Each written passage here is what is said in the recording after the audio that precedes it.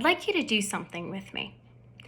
I'd like you to take a moment and take a nice breath and think of some of your favorite people in your life. Some of your friends, family members, maybe a favorite celebrity or author, or an artist that you like, or maybe a mentor or a role model, or perhaps a colleague you enjoy working with, or maybe some of the students you've had the pleasure to interact with. I'll be thinking of some of my favorite people too. The friends who stood by me through really tough times, helping me to smile and laugh every day. Some of my best teachers who gave me valuable academic and life lessons. A couple of my favorite comedians, my parents, my wonderful and loving older brother. I'd like you to take this moment to take a few more deep breaths and think about how these people have impacted your life, however major or minor their roles may have been. Think about how they've shaped your view of the world, of others, and of yourself. I'd also like you to reimagine the feeling you get when you're with those favorite people or get to interact with them in any way. For me, I feel a warm glow that begins in my chest and expands to fill my face with a grin. Maybe you'll smile or get all warm and fuzzy or laugh a little when remembering something one of these people once said or did. Now, finishing that exercise, I hope if your experience was anything like mine, that you've now got a nice, warm, fuzzy glow about your thoughts from calling to mind the people you love most in your life. I think that these people are the centers of our life's purposes. I believe that every human being was created out of love and designed for love. Why else are we drawn into communities, into families, friend groups, schools, societies? Why else are we happier when we can form close, meaningful connections with other people? Even for those of us who often prefer our solitary hours, it's important for us to connect with people and live our lives with the intention of loving one another and making the world around us just a little bit brighter through those connections.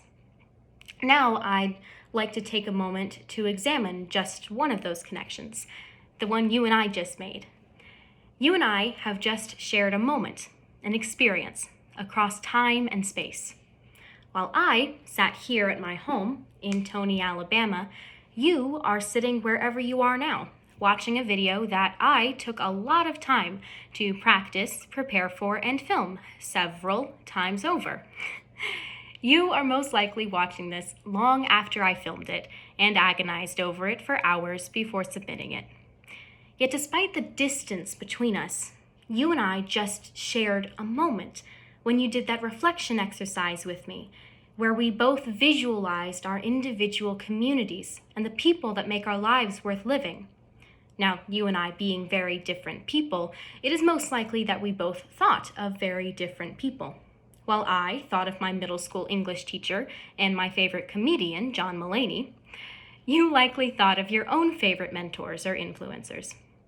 But no matter who we each thought of, the point of the exercise remains the same. You and I shared an experience together. That's amazing. That is incredible. In this moment, as you watch my video, you are getting to share in my own thoughts and ideas.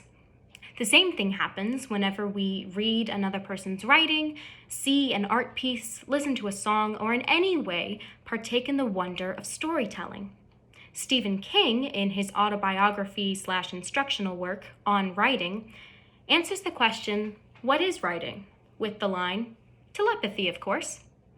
He explained in his book this same concept of sharing ideas, that any time we connect with another human being, like you and I just did in our reflection, we are experiencing many of the same human emotions, same thoughts, same ideas, and I believe we are also reflecting upon the most basic human experience that forms the core of our societies and holds our close communities together: love. While societies and their institutions are too frequently corrupt, polarized, prejudiced, and divided in too many ways to count, the central, most basic point of human connection is the potential we each have to love others. Communities at their cores are centered around families that are meant to be built on love. And when the original family fails to love, one finds and creates a new family that can grow and spread the feeling of belonging to all it encounters.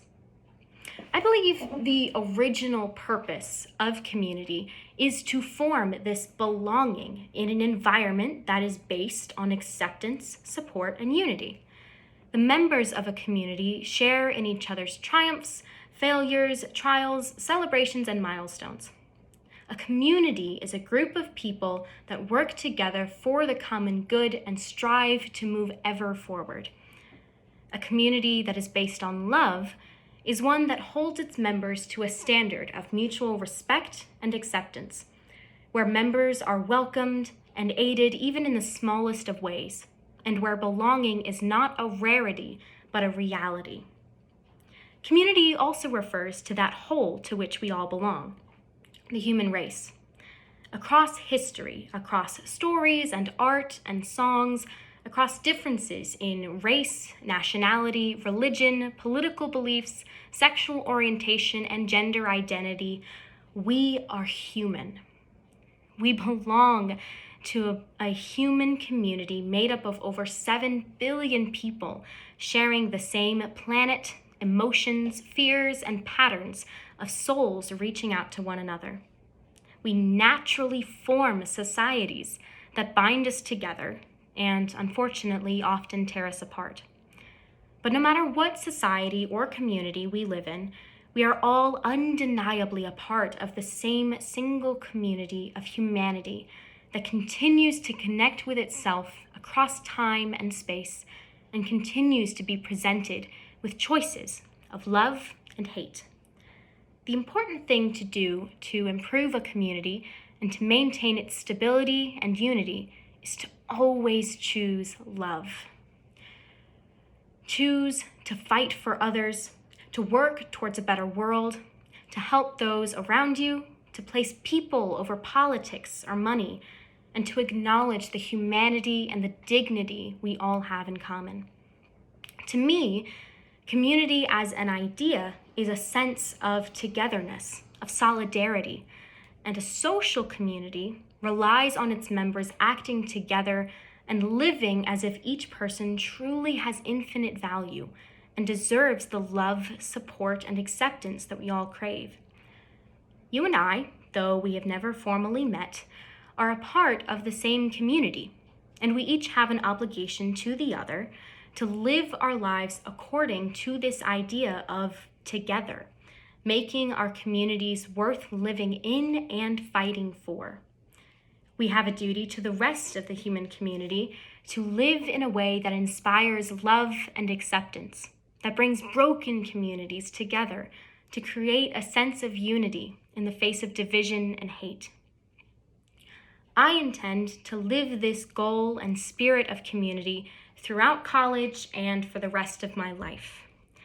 I will join many more smaller communities over the next 4 years and on after that, including various clubs like French Club or Improv Club, various organizations like the LGBTQ Alliance, travel groups, and classes. And in each one of these smaller communities, I will make the choices that will bring my community together and foster the sense of togetherness we are all meant for. By choosing to help whoever I can, to speak up for what is right, to fight against division and hate, and to always welcome others in, I will be living my life as an individual, building up my community. I am meant for a life of loving and serving others, and I will live that purpose to the fullest every day. College will give me the opportunity to connect with others in new ways that will foster togetherness and solidarity.